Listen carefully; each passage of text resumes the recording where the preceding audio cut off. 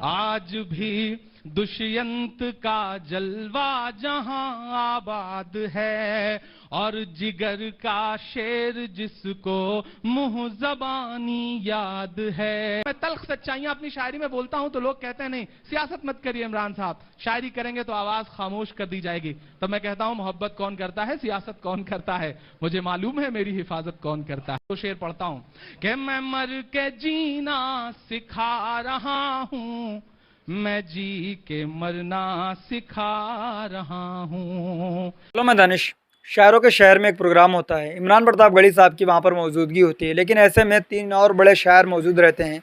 उनकी मौजूदगी में इमरान प्रतापगढ़ी साहब एक ऐसी नज़्म कहते हैं, वहाँ पर मौजूद सभी शायर और सभी आवाम तालियां बजाने लगती है। आइए सुन लेते हैं इमरान प्रतापगढ़ी साहब को।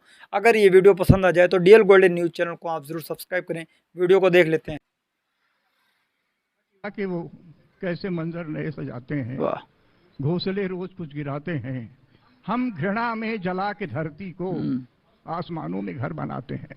क्या कहना, ये जो विडंबना है आज की सच्चाई है। और 4 पंक्तियां में, एक लंबी कविता की 4 पंक्तियां।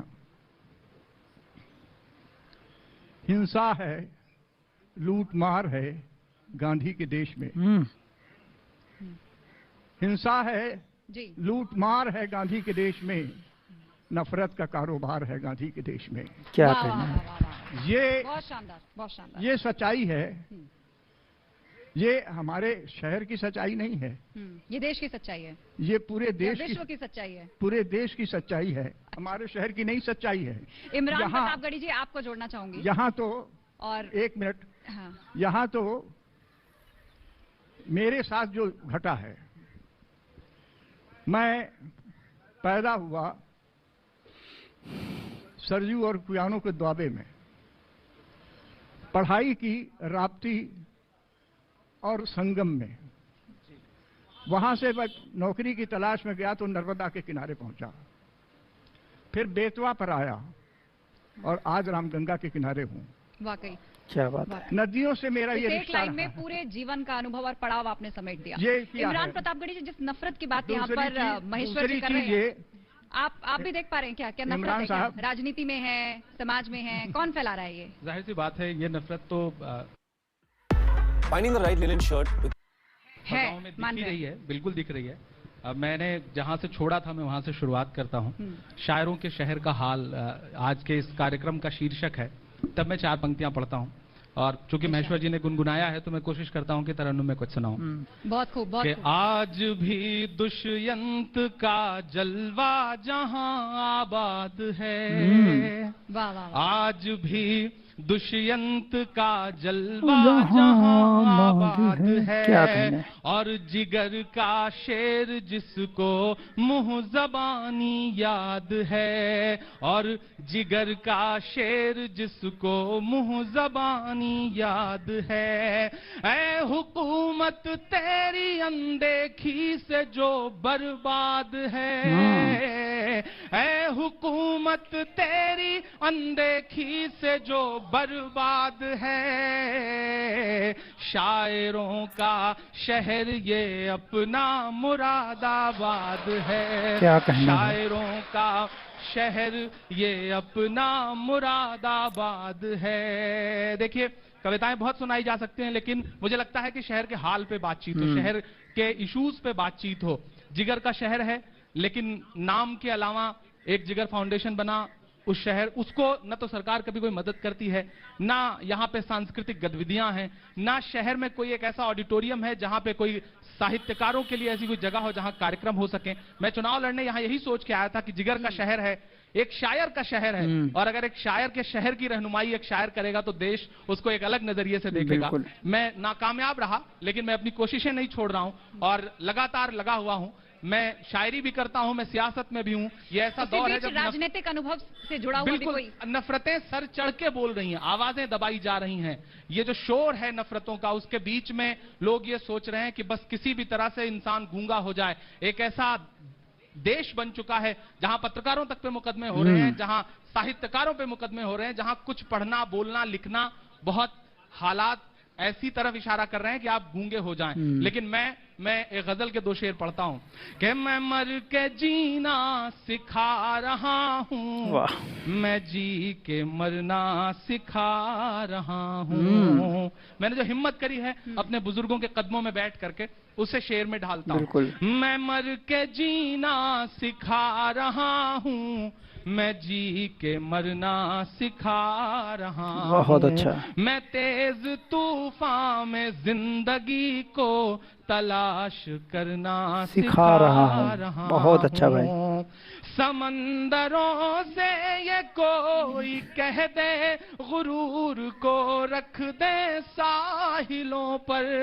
बहुत अच्छा। हम शब्दों के जादूगर हैं, ये हुकूमतें आएंगी जाएंगी, लेकिन शब्द शिल्पी जो हैं, जो लफ्जों के जादूगर हैं, वो जिंदा रहेंगे। हुकूमतें आएंगी जाएंगी। तब मैं ये शेर पढ़ रहा हूं।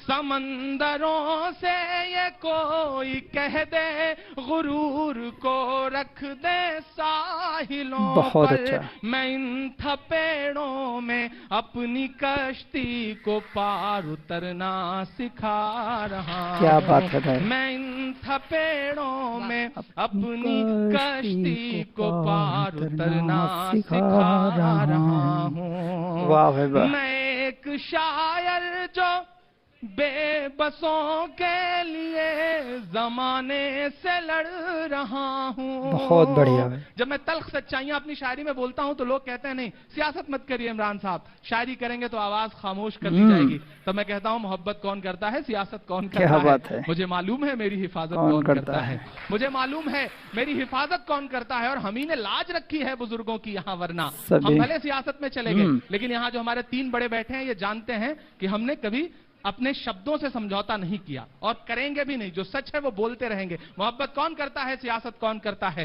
मुझे मालूम है मेरी हिफाजत कौन करता है। हम ही ने लाज रखी है बुजुर्गों की यहाँ, वरना सभी टुकड़ों पे पलते हैं बगावत कौन करता है। मैं हिम्मत कर रहा हूं। तब मैं ये शेर आखिरी पढ़ता हूं कि मैं एक शायर जो बेबसों के लिए जमाने से लड़ रहा हूँ। मैं एक तिनका हूँ डूबतों का, उन्हें भरना सिखा रहा हूँ।